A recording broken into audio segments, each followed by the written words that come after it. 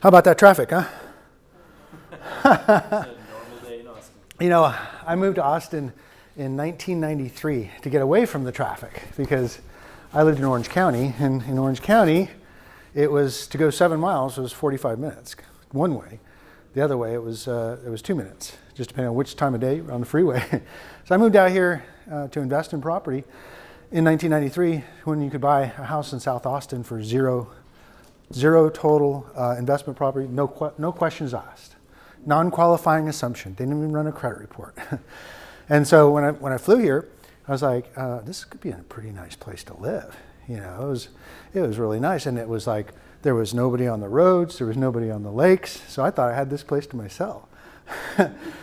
Lo and behold, not too long, here it is. They found us, right? So we're going to talk a little bit about that, about how this area is just obviously a great place to be, and also a great place to invest. And we're going to teach you a lot of things, reasons. Number one, why you should invest in real estate. Number two, where to invest in real estate, how to invest in real estate. So it's going to be about an hour. It's going to be a power pack of a lot of information. I do have a booth downstairs, booth 608. So if y'all want to come and talk a little bit more, I know David's seen presentations before with me, and so and y'all have seen presentations. Some of you have. Kim's seen some of my presentations, but I think you're going to get a lot out of it. And so the bottom line is, it's a free presentation, and I'm a state licensed mandatory continuing education teacher for the state of Texas. But in my career, I started in 1983. Bought my first house, 19 years old, got my first real estate license, and since then I've closed over $350 million in transactions. So making me one of the top, if not the top, investment broker in the city. But also, you know, I do traditional real estate as well, you know, buying and selling and listing. But the whole thing of the investment side is what brought me here, and it's kind of put me on the map. So a little bit about my family.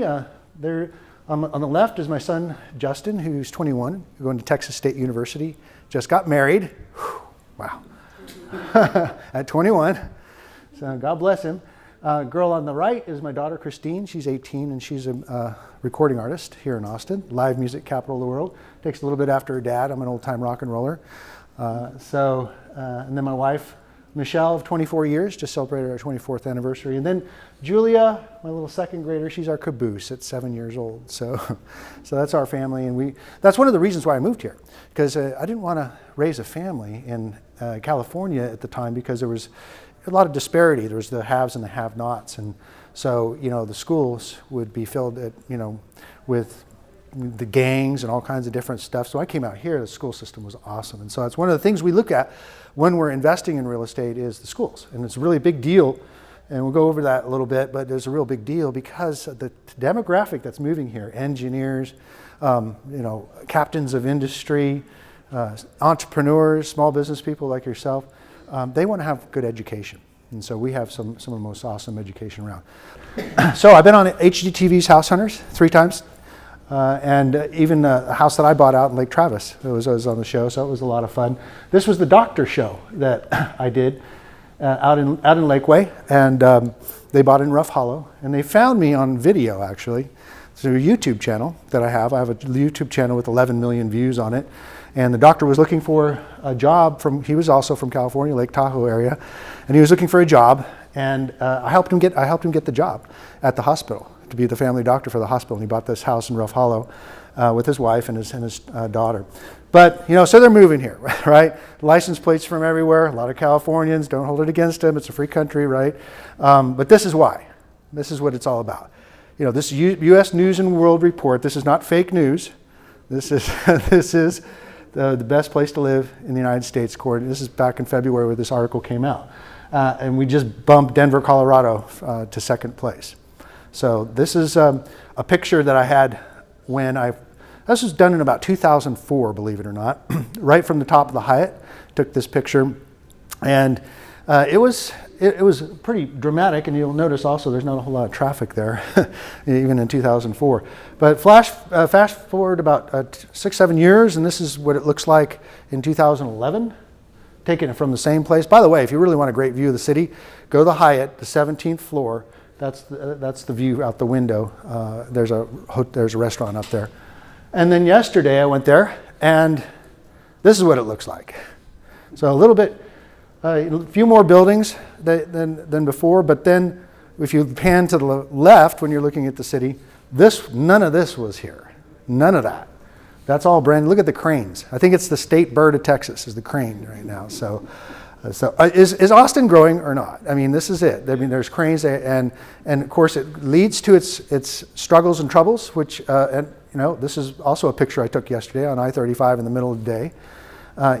Traffic is a problem. Affordability is a problem, and that's why we become investors, because the affordability is a problem. Then has to happen? People have to rent. So that's what I'm excited about, is collecting rents. I'm an investor myself. I'm from right here, so that's another thing. There's a lot of gurus that go do travel around and do these presentations all over the United States, and I think there's going to be one here today too. Make sure you Google your guru. So just FYI. So, but I'm personally get involved in every transaction with our clients and help them build wealth through real estate. So, you came here for some answers, and I'm going to give them to you. Why? Why should I invest in real estate? Where? How do I do it? And who should I trust? Who should I trust to help me? Trust is a big word for me. In the real estate industry, especially in the presentation seminar industry, it's one of the least trusted industries. Right next to politicians and used car salesmen. Oh, by the way, my son's a used car salesman, but he sold 10 cars last month. That's pretty cool, making him number one. They didn't want to hire him because he was too young, but he's a chip off the old block. So it's really important. I use the TRUST as an acronym. It stands for truth, respect, understanding, security, and then tethering. And what I mean by tethering is that when you go on a journey of buying real estate, is you got to tie yourself to your professional, and like a mountain climber going up the mountain. And that should be somebody that you're going to be working with. You don't tie yourself with that rope climbing up the mountain if you don't trust that person. So make sure that when you're getting involved in investing in real estate, that you are willing to tether yourself to them and them to you. All right. So why not real estate? So ask the questions. Why not real estate? A lot of people think, oh gosh, it's too difficult. Too complicated. It's actually pretty simple. Buying your first house, which I do a lot of presentations on buying your first house. David, you bought your house? Mm-hmm. Yes, it wasn't easy, right? But it was simple. Except for the signature pages that we had. Yeah. yes. The massive amount of papers you had to sign, but that was a good thing because then you got the keys. But really, it is simple and it is easy. And so it's kind of I've learned this in my travels, the 4 levels of mastery. So it's unconscious incompetence, which really means you don't know what you don't know.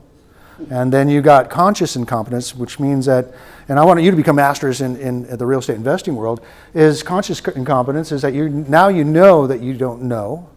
And then conscious competence is when you get to a level of mastery or through training and mentorship where you really know what you're doing and you feel much more comfortable about what you're doing. And then unconscious competence is where the level where I've gotten to in investing is basically I can do this in my sleep. Bought 2 properties last month in March, and walked in and my wife said, I like this one. And I said, yeah, but the same model's across the street and it doesn't have that sloping driveway like this one. And she says, well, I like the feel of it. So she said, I want this one. And I said, but I want the one across the street because it has no sloping driveway. It makes sense to me. She goes, well, I'm going to take this one. And I said, well, why don't we get both? And it was like the realtor that was with us. I mean, I was the realtor, but she was in training with us. Just kind of jaw dropped. They would just make the decision to buy both. We can't make a decision to buy one, buy both. So we did. So I want to get you to a place eventually where you're, Alyssa, when you're unconscious competence, where you just make decisions like that and be able to buy real estate and feel good about it and not worry about it. So let's talk about the big why. Why do we want to invest in real estate? I'm sure you know some reasons why, but we're going to go into pretty much in depth on this. So, good old Warren Buffett, the big Wall Street guy, right, says along with equities, single-family homes are a very attractive investment right now. if held for a long period of time and purchased at low rates, Buffett says houses are even better than stocks. Now, I'm not bashing the stock market, but I am comparing real estate to the stock market. Buffett says he'd buy up a couple 100,000 single-family homes if it were practical to do so. And there's actually been several hedge funds that have been buying up hundreds of thousands of homes over the last few years. And was that a smart move? Yeah, they bought when nobody was buying, right? So there's some good reasons from Mr. Buffett. Okay, so some of the things that real estate offers as an investment is a bundle of benefits. And that's, first of all, income. When you say income, cash flow, positive cash flow. Our rents are going up. They're scheduled to go up 14%. Is everybody a homeowner in here? Anybody not a homeowner? Okay. So has the property that you own done pretty well? I know yours has, Kim. Has it done pretty well so far, right? I think yours gone up 100,000, close to 100,000 since, and you only owned it for 5 years. Yeah. Is that 10? 12 years. 12 years. Yeah. Okay. But that's pretty good because you only paid 170, now it's worth 270. Exactly. It's no brainer, right? But income is what we're looking for. It's one of the things that we get as owners of real estate is that guess who pays off the mortgage? It's not us, it's our tenants. Not only that, our rents are higher than the payment.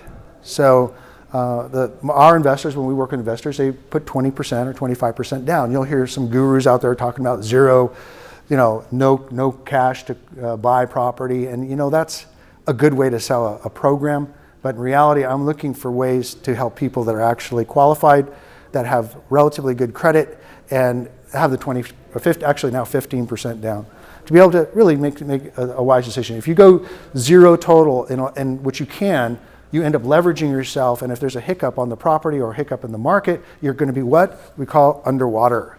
So having a little bit of cushion in your equity because you put a down payment on it will help, number one, give you more positive cash flow, but also it gives you a sense of well-being, be able to sleep at night. So right now, the next one is tax benefits. Okay, so talk about tax benefits. A lot of people don't realize this, but as you are homeowners, you get an itemized deduction on your property, right? It's the government's biggest giveaway that you have is a itemized deduction on your primary residence. Well, when you turn that into a rental or buy a rental property, you get a lot more tax benefits than you might have thought. And so we'll cover that for you. First of all, you get everything associated with the property expense-wise is a write-off, not just the mortgage interest and the property taxes. Not only that, y'all are small business owners. That's why you're here, or entrepreneurs. Each one of these houses is like a small business. It's great. And they include write-offs that go beyond just the payments on the property and the expenses of maintenance and management. They actually go on to paper write-offs. So because you are an investor, you get other write-offs that you can talk to your CPA about, because I'm not a CPA. There's my disclaimer.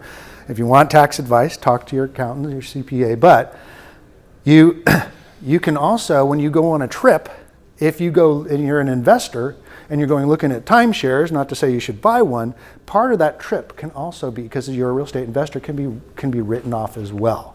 So ask your accountant about additional write-offs and what's safe to write off based on the fact that you're a real estate investor now. Now, this is a big one. This is one that people really don't know. It's called depreciation. It's a paper write-off that the government allows, that you, as your real estate investment owners, it allows you to have a paper write-off or depreciate the property, the building, not the land. The government allows us to depreciate the building over 27 and a half years.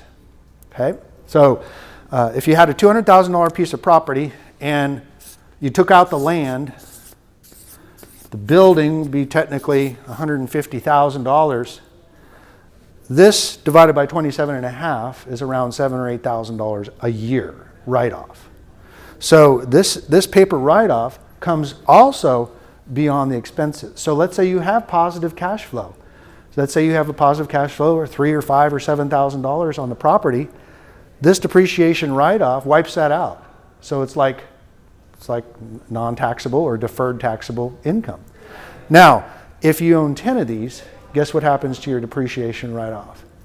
It goes through the roof. So now you're talking, instead of $7,000 a year, you're talking about $70,000 in write-off. So we'll get into that a little bit. There are some income limitations. If you make too much money, you can't use the write-off, but it stores up in the property. It's actually a really good way for you to when your income goes down later on as you retire, that this depreciation that's stored in the property will help shelter your income in future years. So it is a tax shelter. We love tax shelters, right? So now, talk about tax-free gains. So when you sell your primary residence, you have what? If you've been there 2 out of the last 5 years, no capital gain. So that's a lot of the ways people get into investing. They either pull some cash out of their primary residence, or they sell it and buy more property. But I also am an advocate of holding on to the property and turning it into a rental property. So it's great. Primary residence, you know, we say in our first time home buying seminars, do you think that you wish if you talk to your grandparents or your parents, do you wish you had kept your first home when you ask your parents? They inevitably say, yes, I wished I'd kept that first home, right? My dad bought the first house I remember in 1963 in San Mateo, California for $17,000. Now that house is worth $1.8 million, and it would have been paid off 10 years ago. He would have been an accidental millionaire. So that's what I call it. So in my book, I talk about the accidental millionaire. So tax-free gains, all right, so there's a way to do it through self-directed IRA. Does anybody have any IRAs? So you can invest in real estate and get all the tax benefits that you would get investing in stocks through a self-directed IRA. And you can even leverage, which means you can borrow to buy a property using a self-directed IRA as a down payment. So we teach a whole class on self-directed IRAs. Now we can also, tax-deferred gains is what we call a 1031 tax-deferred exchange. This is Section 1031 of the tax code allows us to sell our properties or relinquish them and buy more property of equal or greater value without having to pay the capital gains at that time. It's called a tax-deferred exchange. And there's some very strict rules on this deferred exchange, but it is really the way to leverage and get into more property, because what happens, who's our biggest debt in our lifetime? Who's going to be our biggest debt over our lifetime? It's going to be Uncle Sam. Uncle Sam's going to take the most out of our income, out of our assets over time. So if we can do anything to not pay more than our fair share of taxes, then let's do it. Let's use the laws. Trump, love him or hate him, he's the one that said, I didn't pay taxes for years because he knew how to use real estate and real estate paper losses to wipe out his income in future years. But for us typical home buyers, you buy a house, say right now median price is $300,000. Let's just say you bought a $300,000 property. We're going to talk a little bit about the economy and what they're expected these prices to do here in Austin. But let's say it goes to $400,000, this investment property. What's your gain? $100,000. So if you sold it and it was more than a year, you'd pay 15% or thereabouts capital gains. So 15,000 of this money would go to Uncle Sam. But 1031 allows us to take this house and that's appreciated and buy more. So as like-kind property, which simply means investment property. So this is what I just recently did. I took a house in Round Rock that I paid $170 for back in 2005. It appreciated to $250, $260, sold it, and did a 1031 tax-deferred exchange. Did not pay any income tax on this. I deferred it into 2 properties in a suburb of Austin, and now I've got a property that has more cash flow because the property values were less. These are $150,000 houses, and the $250,000 house, you have to buy equal or greater value.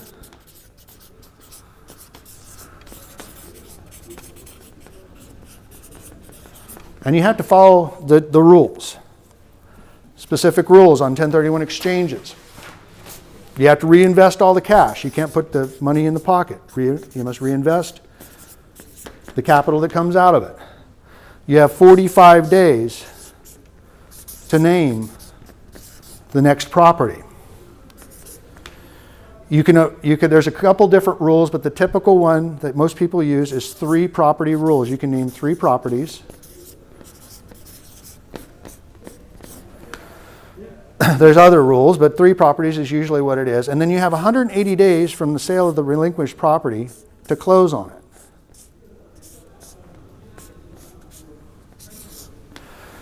And if you do all this, and you can't touch the money. Big important. You have to use what's called an accommodator. I don't know if I'm spelling it right. It's kind of like an escrow, but it's a official company that holds the money for you so that you don't touch it. Because once you touch the capital, it's taxable. So this is a great way to build real estate wealth through the natural appreciation, but then avoiding or deferring the the income taxes into the next property and into the next property. And so you can do this, and you can see my father-in-law, who owns a bunch of property, he took a 4-plex in Huntington Beach and bought 6 houses here. And now he's taken these 6 houses and bought 14 houses. So all with tax-deferred money. Now, he's getting up there, and this is something that most people don't realize, but this is a great way to plan your estate. This is going to be cool. What happens is, now that he has all this property, and we'll just call it $5 million value, and he probably owns only about $1 million, if that. If he sold all this property the day before he passed, he'd get hit with what? He'd get hit with capital gains of 15% or more.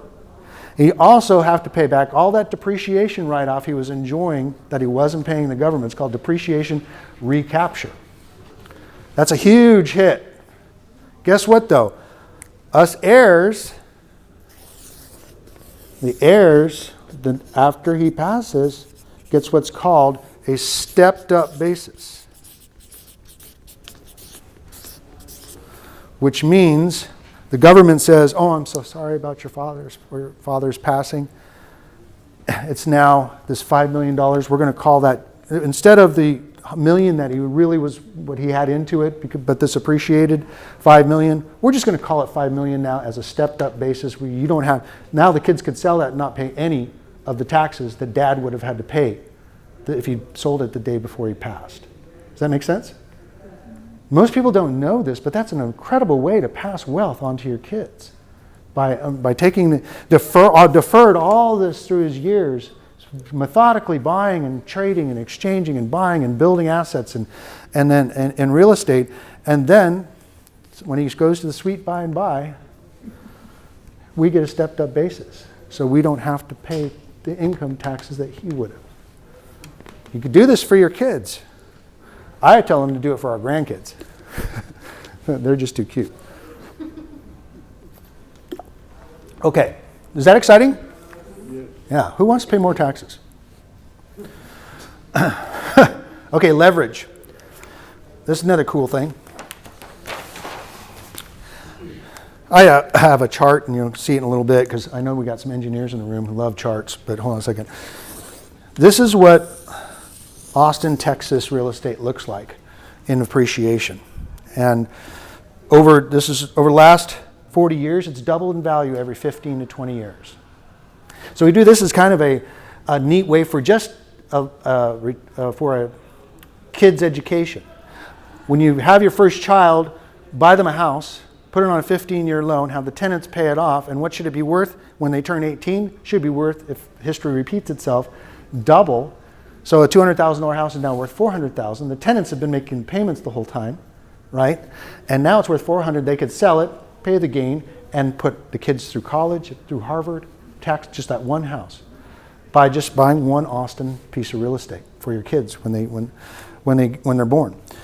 Now, so we go up for 5 to 7 years and then level out. And then we go up to 5 to 7 years and then level out. This is what's great about the stability of the Austin, Texas market, is that we don't have the California market, where you have big swings of 30%, 40%. And you're in Flagstar, you're in the banking industry, you know at median price for a house in San Jose right now is $950,000. You're gonna be making 150 grand each a year just to have a lifestyle. So nothing against San Jose, but guess what? They're coming here. They're coming here. But either way, over time, real estate does well. But guess what? Since you're borrowing a certain amount, the difference that you get as the value goes up and the balance gets paid down is called equity or net worth. So your typical purchase is 15 to 20% down. Sometimes 25, right? With Flagstar, you get a better rate with 25% down. And this is going to throw off a positive cash flow of which you take the positive cash flow and then pay down the mortgage and accelerate this payoff, increasing. You don't need the money now. You don't need an extra couple, $300-400 a month. It's not going to be a game changer. But paying that mortgage off in 15 years could be a real game changer. So leverage is a big deal. Next, we just talked about appreciation and the state advantages of a deferred basis. So this would be great to pass on to your kids, tax-free, right? Okay, so this is an interesting article. I pulled this off. This is from The Street, which is mostly a stock market publication. But I really felt that this was important. This is August 29th. It says, why real estate, not stocks, is America's most favored investment. And I'm going to read some of this because it's pretty juicy as far as what the millennials are thinking. Now, the millennials are the biggest economic force to hit the world in history. And so we better watch what the millennials are doing and where they're going, because if we're in business, we've got to get in front of them, right? They don't trust us. Americans get more out of real estate as an investment over stocks, and there are a few good reasons for the sentiment. So first of all, a new study shows that real estate as an investment is more popular and more favored than investing in the stock market among younger U.S. adults. According to the data from Realty Shares, 55% of millennials want to invest or are already investing in real estate. Furthermore, Fannie Mae reports that 85% of millennials view real estate as a good investment. Some pretty big numbers. 55% are already investing and 85% think it's a good idea. The interest in real estate investing among Americans seems to have popped a big dent in the stock market investing overall. This was a stat I didn't know. Back in 2007, about 2/3 of Americans had money in the stock market. By 2016, that figure had fell 50%. I thought there was a lot more money in the stock market. But apparently 50%, that's according to Gallup. Why real estate over stocks? Most importantly, what are the key drivers that make real estate investing more popular than the stock market investing? Real estate is something that you can touch and feel, and stocks aren't.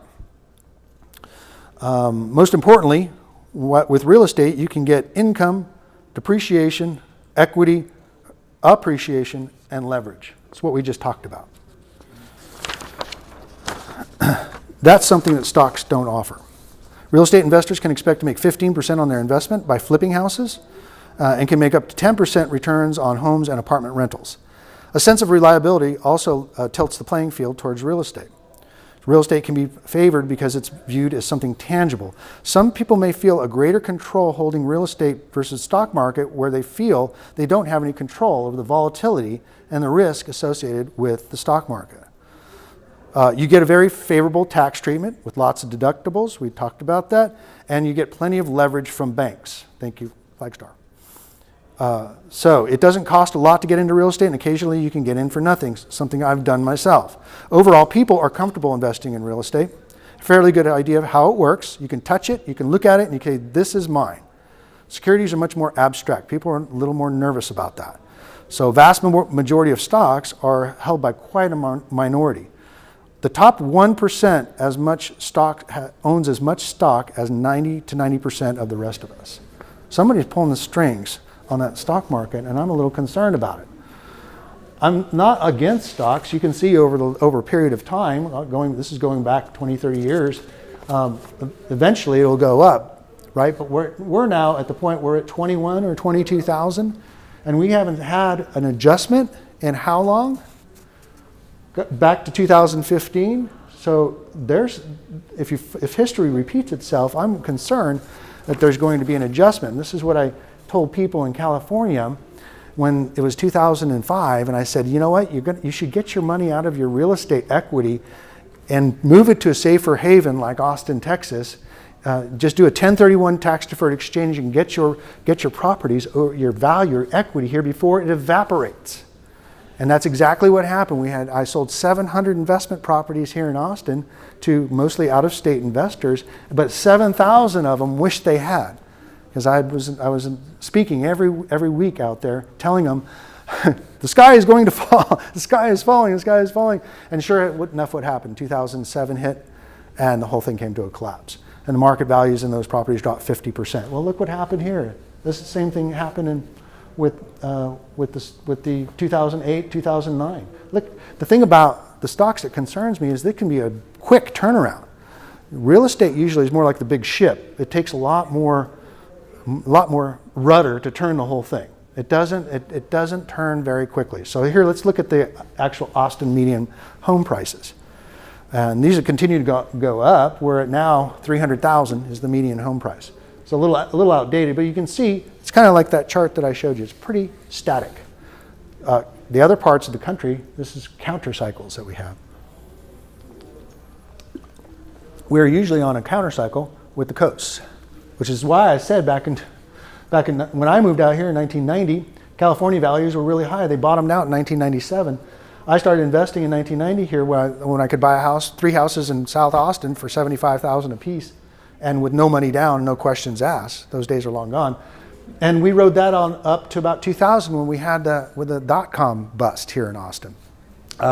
Then the California market started taking off, right? So from 2000 to 2007, it had a huge 100% appreciation rate.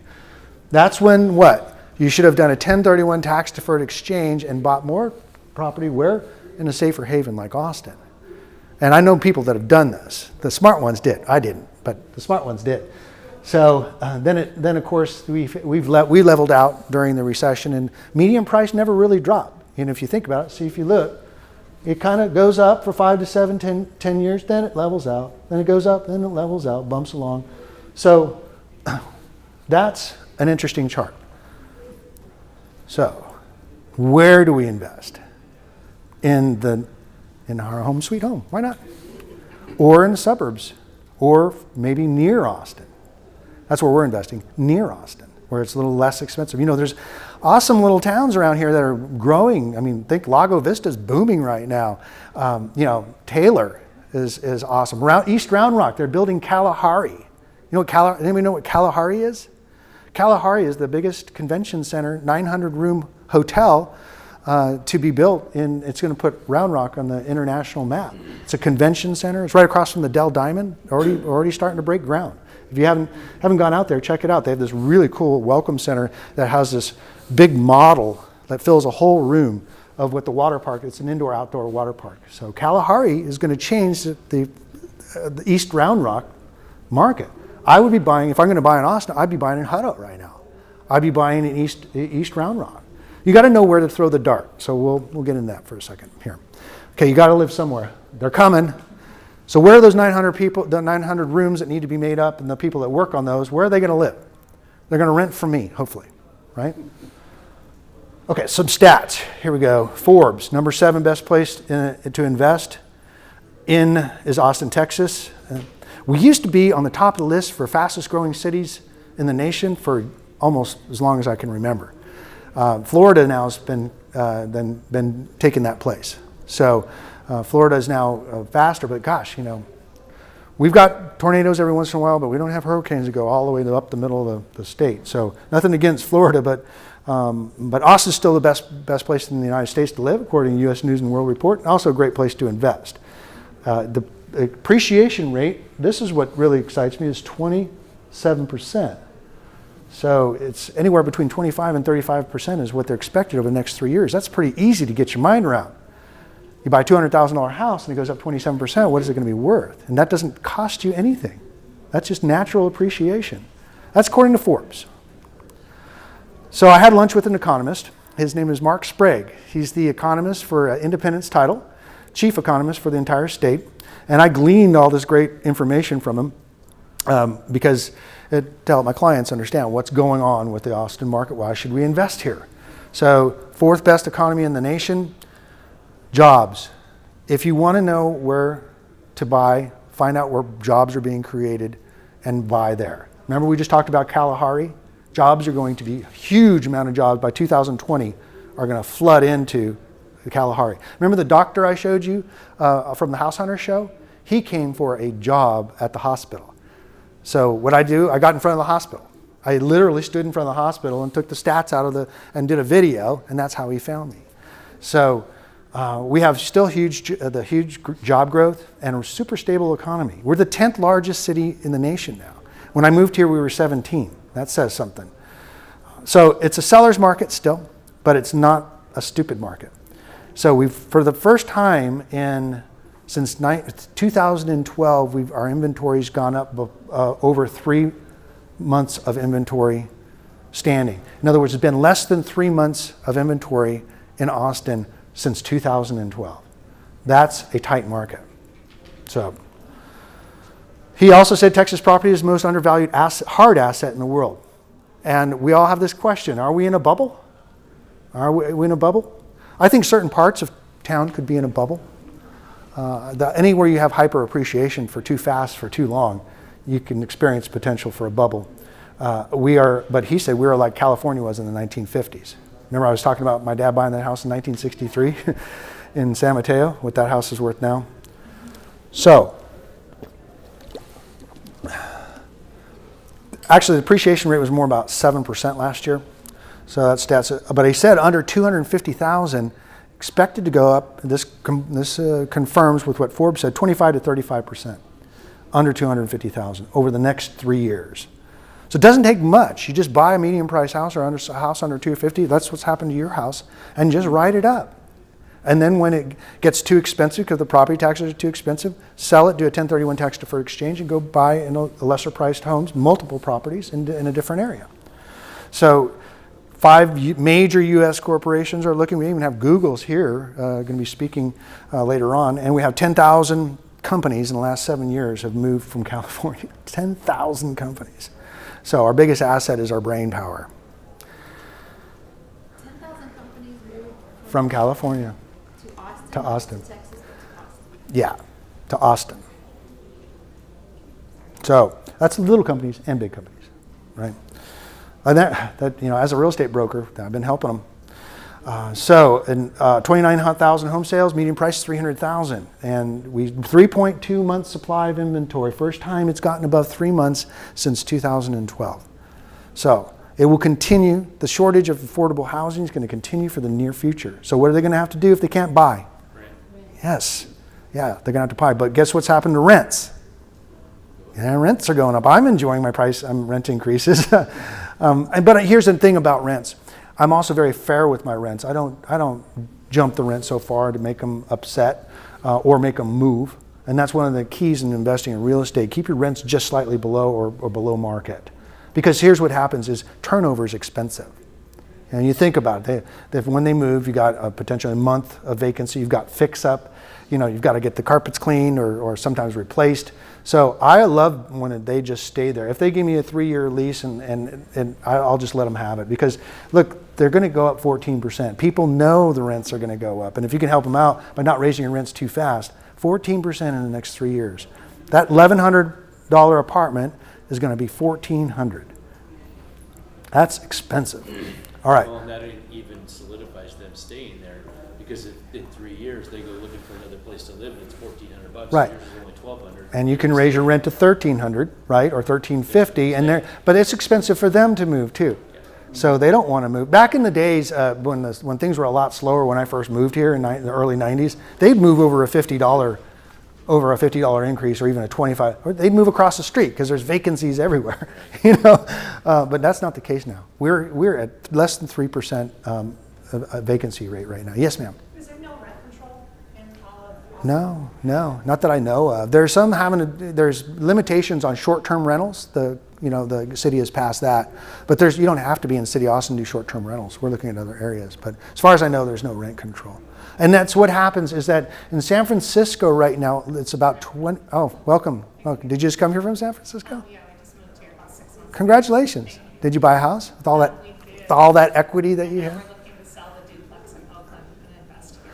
So how much is a duplex in Oakland going for? It's really crazy.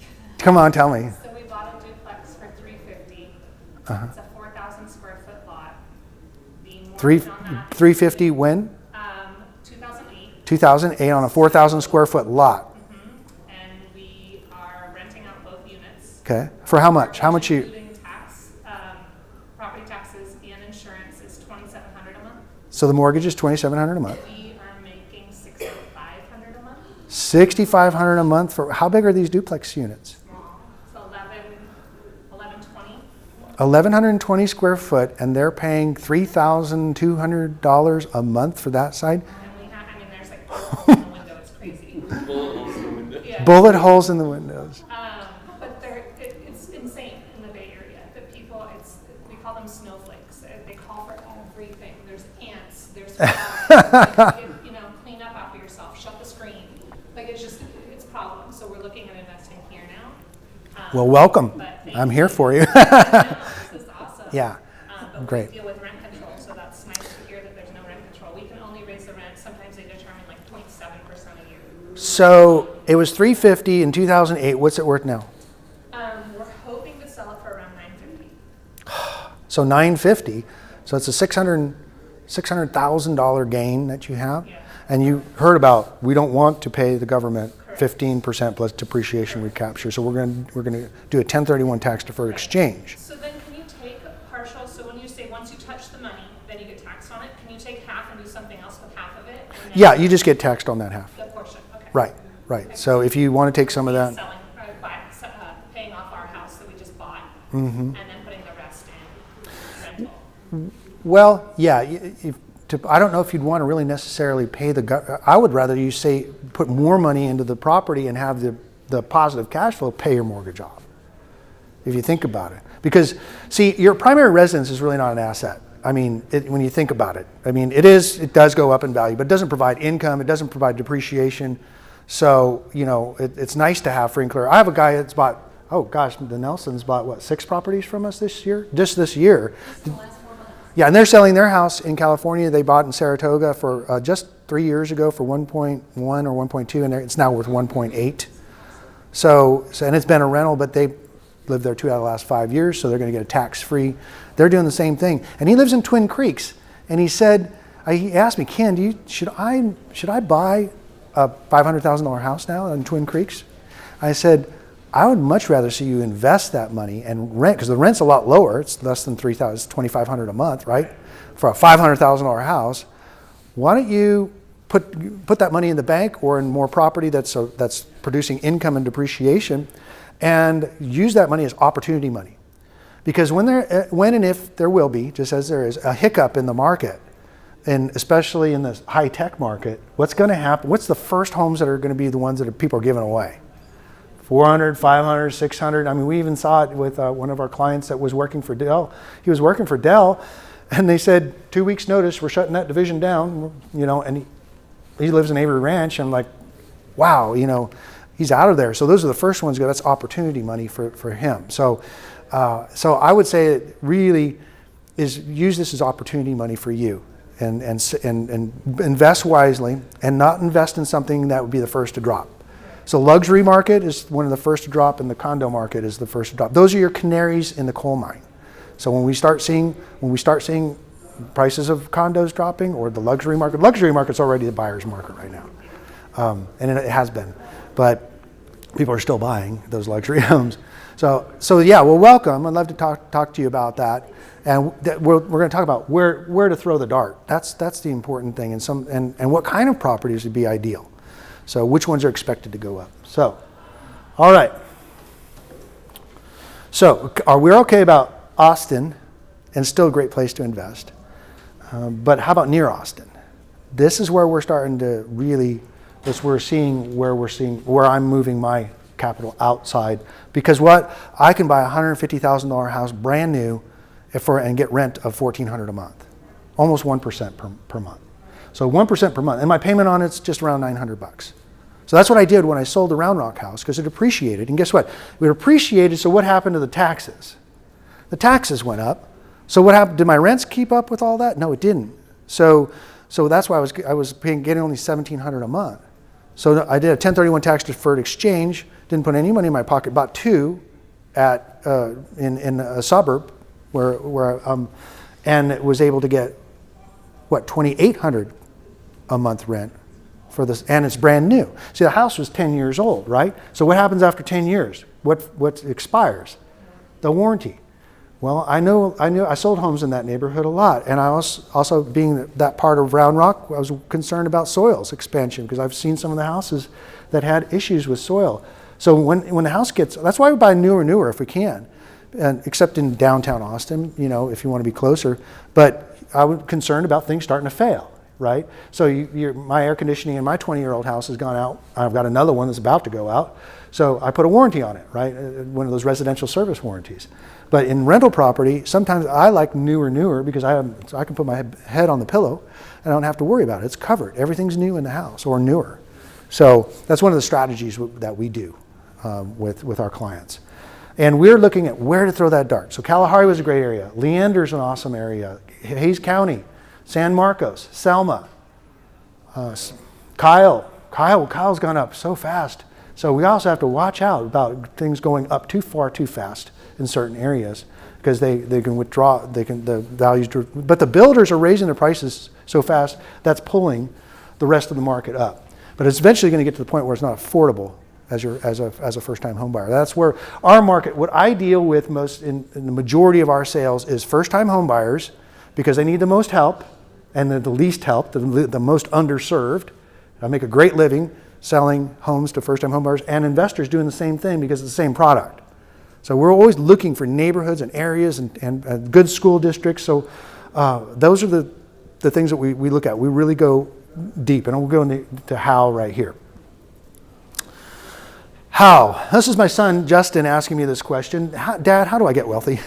He's a business major in San Marcos at Texas State. And it was pretty simple. I mean, it was a good question, right? Is make more revenue by bringing more value to the marketplace, son. And he's doing well. He sold 10 cars last month. Reduce your expenses.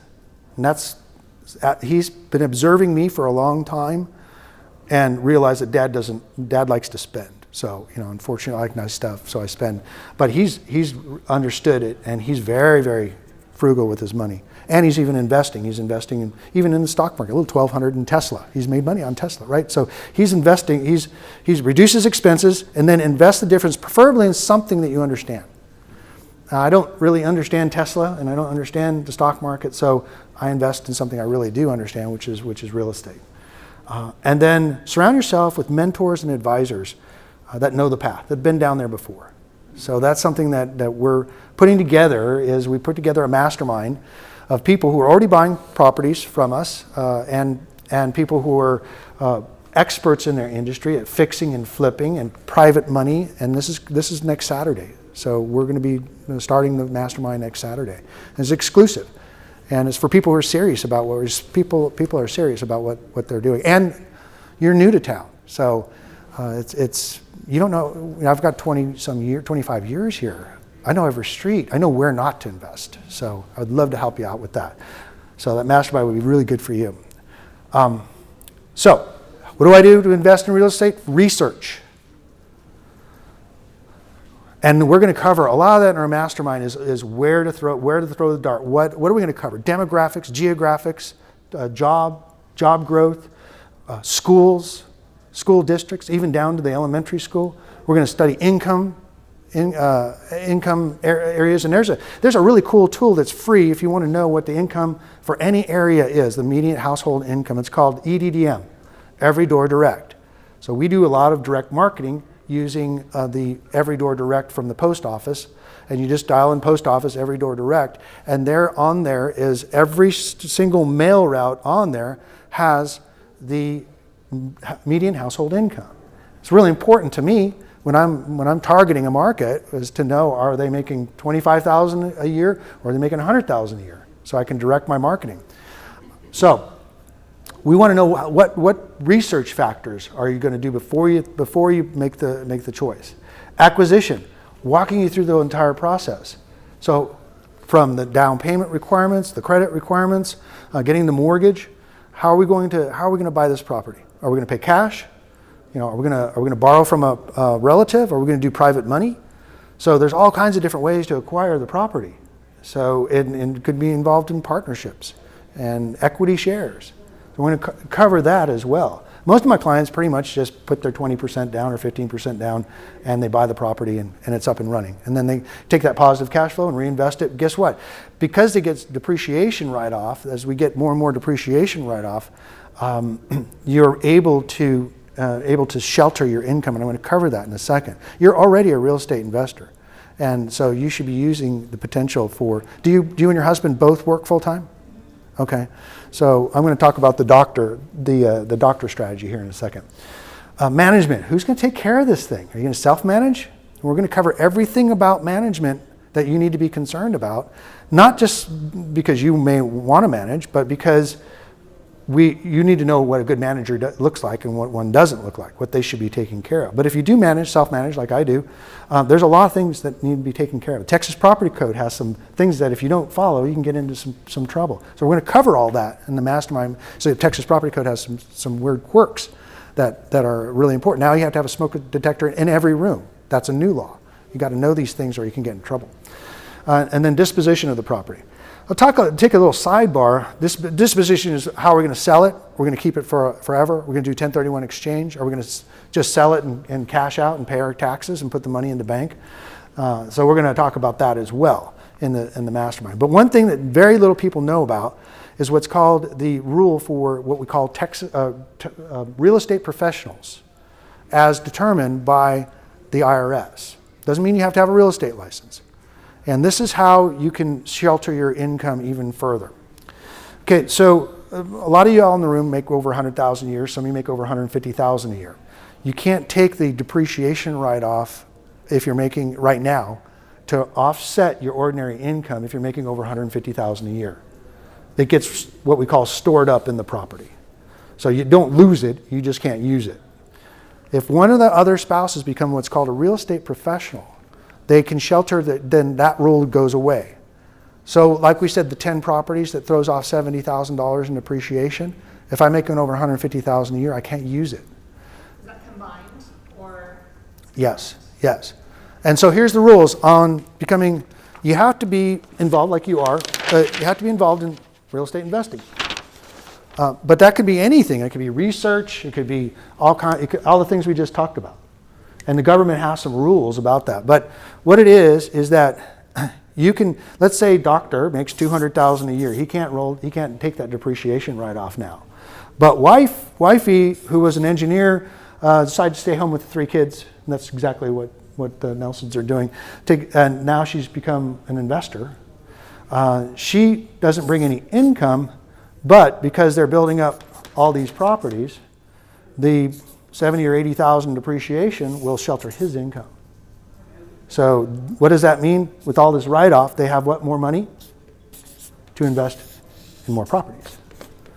So this is a little-known rule. This is the rule. You have to be in real estate activities like leasing and management.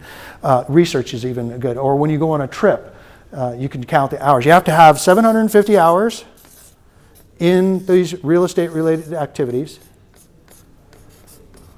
750 hours and a year, so that's 14 and a half hours a week in real estate. And here's the one that kicks most people out. 50% of your income producing activities of your time in the week have to be in these activities. So if you're working 40 hours a week, the government's going to say, no way you're working 40 hours in real estate. That's how they keep people from abusing it. But it works great when one spouse maybe working part-time or not working at all, and here she is taking care, or he, there's a lot of stay-at-home dads taking care of these properties, building assets with the income, now sheltering it just by using this little known rule. So keep that in mind. That's something that a lot of people don't know about. This is interesting. This actually came from Gary Keller's book. In the mastermind that I'm putting together, we have a lot of resources that I'm going to share with you. And this is the Millionaire Real Estate Investor. Great book. Written by Gary Keller and Jay Papasan, who's a friend of mine. Of course, you know Gary Keller. He owns Keller Williams. I used to work for them, the largest real estate company in the world. So it's a great book that we have. This is Flip, for those who want to be flippers. I'm not much of a flipper. I have flipped properties, but there's too many gurus talking about fixing and flipping, and it can be done, but there's too much money chasing too few properties right now here in Austin. So if you're going to do fix and flip, it's a full-time job, and then some. And then this one's another one of that series, which is Hold, how to find, buy, and rent houses for wealth. So this talks about what we're talking about. Pretty much buy and hold strategy, which has worked really well. This is a book that I wrote, best-selling book on home buying. It's really geared towards first-time home buyers, but the process is still the same for investment. I give these away at my free home buying classes. And then a goal-setting book that I wrote a couple years ago. So these are some of the resources I'm going to include. And we're going to also be studying out of these books. We're going to revisit and come back and say, what's your takeaways for that? So this is an interesting chart of what kind of properties should we be investing. You're going to have Armando talking this afternoon, the big guru that's on TV and all that kind of stuff. And he's going to be talking about buying really, really depressed properties in really, really depressed areas. That's okay, but that's not my style, because I don't want to have to. I like nicer things than that. But this is the chart. So the cash flow is highest on those really difficult properties, but the hassle factor is way up there too. Think about it. You could buy a house in Georgia for $25,000, but the air conditioning system is probably going to get ripped off for the copper in it. Now you got to spend $2,000 or $3,000 fixing the air conditioning system. So the hassle factor is way up there. You can actually buy a house in Detroit right now for $1. Because it's actually $1, but it's the cost of the money that's going to take to bulldoze the property, because otherwise people end up living there and vagrants and things like that. Appreciation is much lower on those properties. So you don't see these lower value properties. And then the liquidity is even lower. Now there's ways to do it through owner financing and a lot of different techniques. Now, the good deals, the average properties in the middle. So where I focus is exactly what you see there. I focus on below the median in price, but higher than the real rugged properties, because that's where the great deals are. So, isn't that a cool chart? And you go all the way to the other side of things. In the high end and luxury properties, you have the opposite issues based on different things. Lower, like, $1 million homes are a lot harder to sell right now. Maybe 15 months on the market, right? So low end, low liquidity, medium appreciation.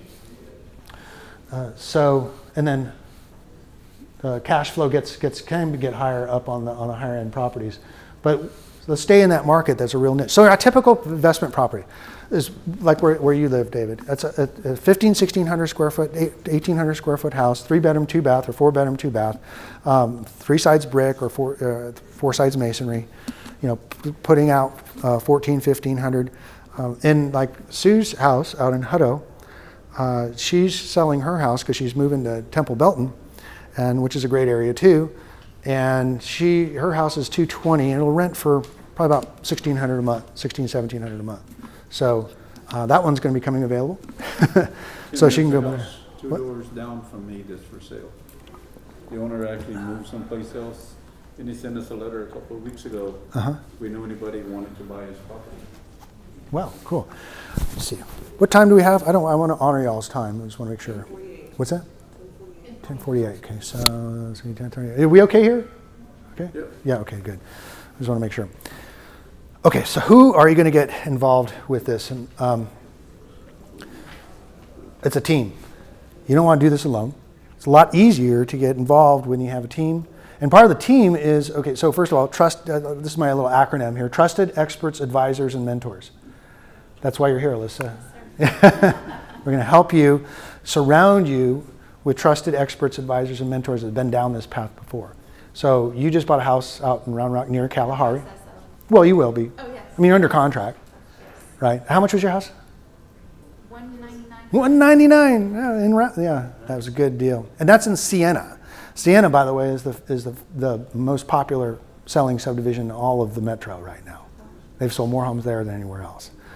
Great schools, and right off of 79. This is the property that we want. Here's the problem with it, and the benefit for you. The builder won't sell me the investment property. We're seeing that all over town. They're cutting us off as investors. So because they'll sell maybe like D.R. Horton, 1 in 10 can go to an investor, and in certain neighborhoods, none. But you can buy it as an owner occupant, which is what you're doing, and then when you're ready, you turn it into a rental and go do it again and do it again. That's how the quickest and easiest way that you can become an investor. And guess what? Every time you do that, you're doing it with owner-occupied financing every time, which is the best rate. What are our rates at right now? Is it, David? Yeah, on a owner-occupied, 3 3/4. 3 3/4. That's like free money. Yeah, we actually just did a Texas vet at the lowest I'd ever seen, 3.02 interest rate just last month. 15 years.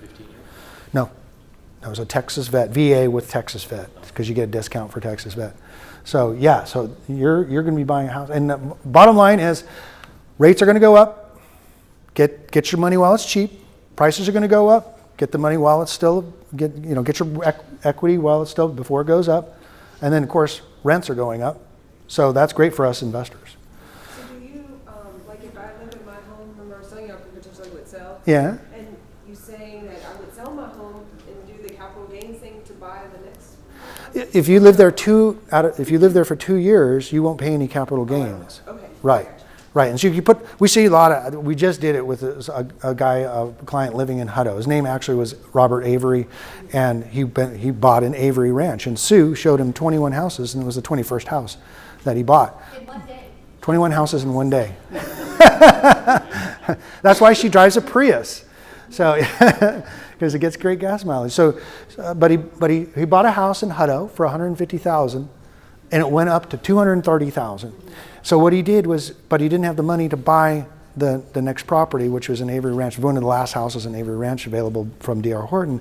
So he pulled cash out on an equity line of credit to allow him to, number one, pay down a bunch of his revolving debt, and then also buy the other property. So then he turned around and sold the house, paid off the equity line and the current debt that he had on it, and there was no taxable gain on that. So that was a way he was able to buy a property using the equity and then selling it tax-free. I tried to talk him into keeping it as a rental because it would have been a good rental. Okay, so here's what it looks like. This is what we're going to put together for y'all. This is what I do. This is what differentiates me from most of my competition as an investment. Most realtors, by the way, don't even own real estate, and they don't own their own investment properties. And it's a shame because they've got insider information. They've got a discount on every property from 3 to 6% on the commission. So this is the team that we put together. The first is you in the middle, the millionaire real estate investor, and then the partners, consultants, mentors. These are the people closest to you. The 3-foot rule. That's what you're going to want when you're dealing with a $600,000 gain that you need to invest wisely for retirement purposes or to live happily ever after.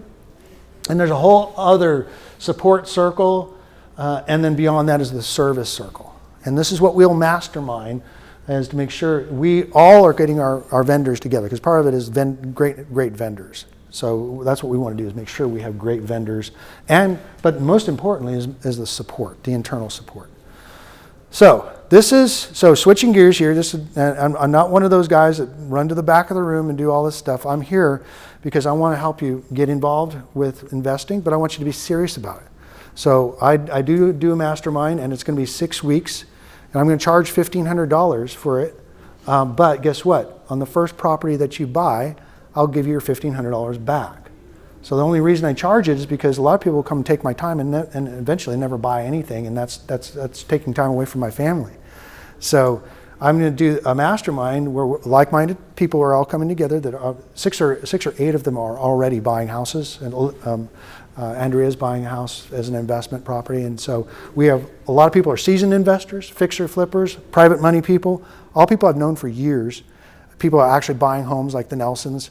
We're going to do all this at Guild Mortgage next Saturday, and then after that I have another class, and there's a schedule of all the different classes that I have, but every Saturday practically we're really diving deep into the investment and also homeownership.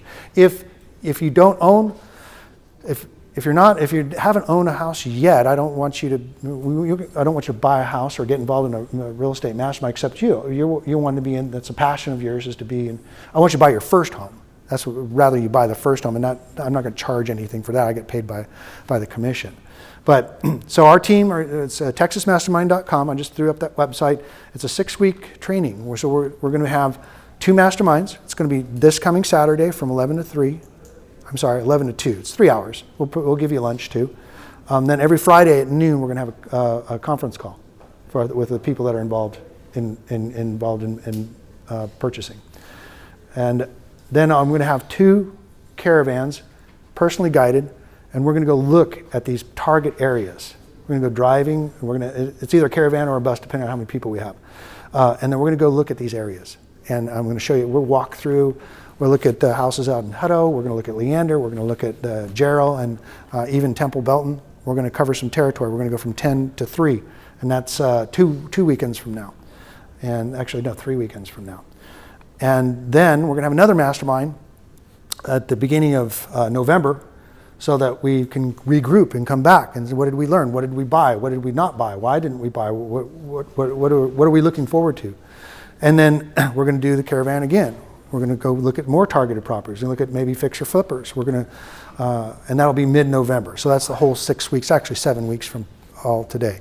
And it's all one-on-one or one-on-a-few with y'all. And so my bottom line is I coach my clients regardless. I mean, they get all the information I've known for the last 34 years of investing, and you get all this information here that we, I highly believe in education, because I feel an educated investor is a lot less stressed investor. So we'll be using these as our resources as well, and so you'll get to also network with all of our advisors. And if you bought a house from me already, David, and you don't have to pay anything, so you can join the mastermind. Yeah, because that's the whole thing. I would have paid you back anyways if you joined the mastermind. So, but I want you to be qualified, and I don't want people that are. It just bothers the heck out of me when you have these real estate investors come around, groups come around. They have people that have no money, and their credit's bad, and they sell them a $1,500 or a $35,000 product. I want you to take that $35,000 you would have invested in some kind of guru program in real estate, because that's a 20% down payment. So, we want serious investors, and it's a limited opportunity. We only have 18 seats, of which 6, 7, 8 now are already taken. And so you can see me at booth 608. We can talk about it a little bit more. It's investment for everything. I did this late last night. I don't even know what that means. So, so it's $1,500 for a single or a couple, and it's fully refundable on your first real estate purchase. And it's return not only on your investment is what I'm helping you. I want to see you get an ROI, but I also want to see you get a return of your investment. So nobody does this. Nobody charges $1,500, and the first house you buy, you get the $1,500 back. But I think it's fair, because I'm using my time. And I fully believe in what we're doing, but I also don't want you to take my time and not get an ROI for what I'm doing. I want serious people. So I'm available at booth 608, or there's my cell number. You're welcome to call me anytime. Text me is really good. You've got Sue on speed dial, I'm sure. So. We were texting this morning. Yeah. So your house in Siena, for instance, is a perfect example. Siena has gone up pretty much $50,000 since a year and a half ago. But we found a community called RSI Communities. How big's the house? 1450. 1450 square foot. Now that house, and right now with the other builders in the area, is around 240, 250. Wow. So she threw the dart. Now there's only 28 opportunities there. But they will start releasing to investors at the end when they get closer to sell out of the unit. So this is where the kind of things you want to be in front of. And it's in the beginning, like Yes. she got the second house, I think, under contract in that community, Yes. which is awesome. Yes. Yeah, so these are this is the bread and butter type of house, and you can do that again and again and again. So you're doing well. You're taking good care of. And now we'll put our team around you as well. So You're ready to move every couple of years? yeah, moving every couple of years. I call it the gypsy program. But each time, I mean, okay, so David, you're in the business of mortgages. How long do they have to stay in the house to not feel like it was? In other words, they live there for how long before they can rent it out and move on? We don't have any regulations on that. It's just Do you have to live in it, and so you have to have the intention of living in it? You can't just stick a for rent sign and you are owner occupied. But you, USDA loan also? yes. Yes. So USDA was zero total move in for you, and then now you can't get another USDA loan, but you can go jump over to an FHA loan, and maybe even with some. You have to be a first time home buyer, right? What about down payment assistance? down payment assistance, you don't even have to be a first time home buyer on a lot of them. Okay, so there you go. So yeah, so you can already start looking for your next house. No, I'm just kidding. Well, we actually do that. You close on the house and you start building the next one. And in 3 years you can own 2 rental properties and your own single family. I mean, in 2 years you can own your own residence and 2 rentals, all owner occupied money. That's how you do it. And then the first one's probably going to appreciate so much that you could probably sell that and buy a couple more and continue to do it. That's what this is all about. That's what she did. She bought at the right time, in the right area, bullet holes and all. and now she's doing the right thing, because I guarantee you California is ready for an adjustment. It's just not affordable. You have less than 8% affordability factor in the Bay Area. The haves and the have-nots are getting wider. 27% is the rental is the home ownership in San Francisco. 27%. So that means the ones that are owners now, the Zuckerbergs and everybody, they're not getting positive cash flow. They're just holding on to these trophy properties. But it doesn't make sense for us as investors. We want a return on our investment. So that's what I'm looking at. And for you guys, if you want to get involved, not only return on investment, but return of your investment. So if you guys want to connect with me later on, or today, I'm around. I'm around all day, and I'll be at the Power Team booth at 12:30 to talk more about real estate. But thank you guys for coming out. Thank you. Thank you. Appreciate it.